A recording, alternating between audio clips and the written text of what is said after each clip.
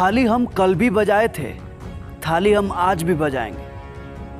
फर्क बस इतना है कि उस दिन बात सम्मान की थी और आज स्वाभिमान की है। सफेद आकाश देखकर बारिश का अंदाजा मत लगाइए साहब, बादल कभी भी आ सकता है। सुबह का मंजर शाम होते होते हद तक बदल सकता है।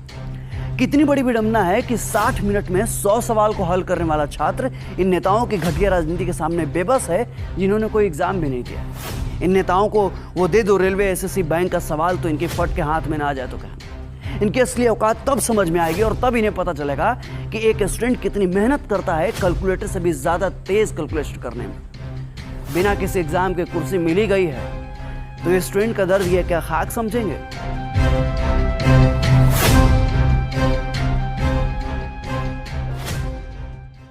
किंतु दुख तो तब होता है जब तंत्र और सिस्टम हमारे भावों को जख्मी घाव बना देता है, भविष्य को भूत के अंधकार में ढकेल कर रीढ़ की हड्डी तोड़ देता है। और इसी पीड़ा में हम समाज और परिवार के घावों को भी झेलते रहते हैं जीवन के साथ साथ। सर में चल रहे सरदर्द को तो हम किसी तरह सहन कर भी लेते हैं, पर जो दर्द और जख्म सरकार ने हमें बेरोजगार बनाकर दिया है ना, वो सहन नहीं कर पाते। और जब यही दर्द, यही पीड़ा एक भयानक रूप लेता है तो दीमक की तरह रोज रोज हमारे जख्मों को कुरेदता है।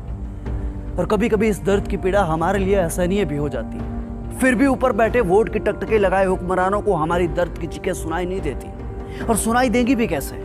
छलावे का हेडफोन जो पहन रखा है दोनों कानों में, किंतु धमक इस बार गूंजेगी और जाएगी आपके कानों तक, क्योंकि हम वही हुआ है जब देश में जरूरत पड़े तो कलम से शांति भी लिखते हैं और जरूरत पड़े तो कलम से क्रांति भी लिखते हैं।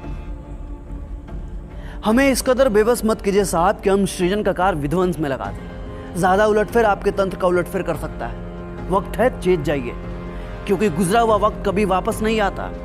यह वही जनता है जो आपको अर्श से फर्श तक पहुंचा सकती है, तो इन्हें आपको फर्श से अर्श तक लाने में ज्यादा वक्त नहीं लगेगा।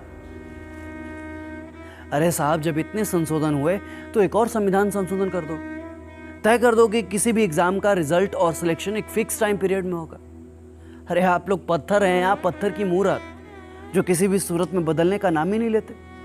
अरे आप वही नेता है ना जो कभी छात्र राजनीति का हिस्सा हुआ करते थे, और आज नेता बनकर जब सत्ता का हिस्सा बने तो हम छात्रों के साथ ही सत्ता की राजनीति कर रहे हैं। किंतु स्मरण रहे, ये पहली ऐसी लड़ाई है जिसमें हर युवा खुद सिपाही है, खुद सारथी है, खुद सेनापति है और खुद युद्ध निर्णायक भी है।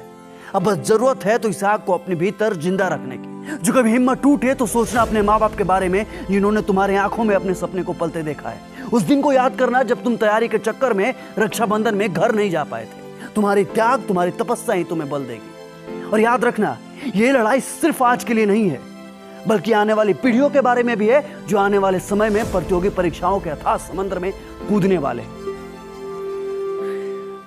हम छात्रों का दुख दुनिया समझे या ना समझे, पर एक टीचर हमारे दुख को बखूबी समझता है।